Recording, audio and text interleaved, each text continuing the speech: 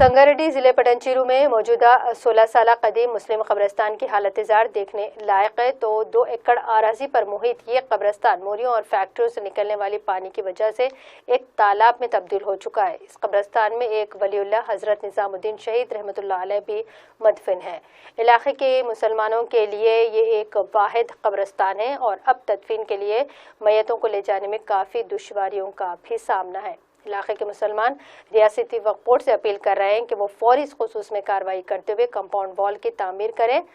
वहीं सीनियर सहाफ़ी मोहम्मद नसीरुद्दीन और मोहम्मद मुजीब की पेश है ये खास रिपोर्ट।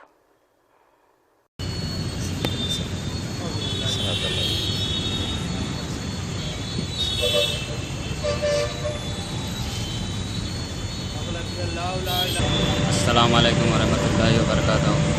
ये जो शांति नगर का जो पानी है, ये गंदा पानी पूरा खबरों पे ऐसी खबरों पूरे आज हमारी ज़ियारत थी, ज़ियारत का दिन था तो चैलम का दिन था और वालदा का चैलम का दिन था। खबर बनाने का था तो भी खबर नहीं बना सके हम लोग। पूरा पानी यहाँ तक घुटनों तक उतर गया पूरा पानी। फिर मुहर्रम की गाड़ी मंगा के मुहर्रम डाल के ऐसा कि पूरा पानी पूरा खबर में से निकाल के रोड पे तक डाल दिए, वहाँ बाजू गड़े में डाल के ऐसा कि मुहर्रम निकाल के पूरा साफ़ सुथरा कर दिया। यहाँ पर जानवर ऐसे फिर रहे, कोई इंटरेस्ट ही नहीं ले रहा समझो इस बारे में। तो ये गंदा पानी है, नाले का पानी आ रहा है नाले का कहाँ से आ रहा, कितने महलों से आ रहा? ये शांति नगर श्रीलंका का पूरा डेनिश का पानी यहाँ लगा रहा। वहाँ पर एक डेनिश बना है, खबरों में घुस जा रहा पानी अंदर घुस जा रहा पूरा। अच्छा, बेहुरमती हो रही, खबरों की बेहुरमती।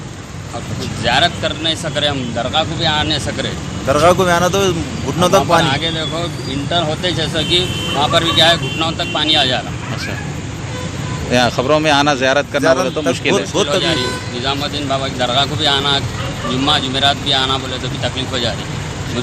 बुजुर्गान भी आते रहते जाते रहते, वो लोगों को भी तकलीफ हो रही। पूरा जानवर है।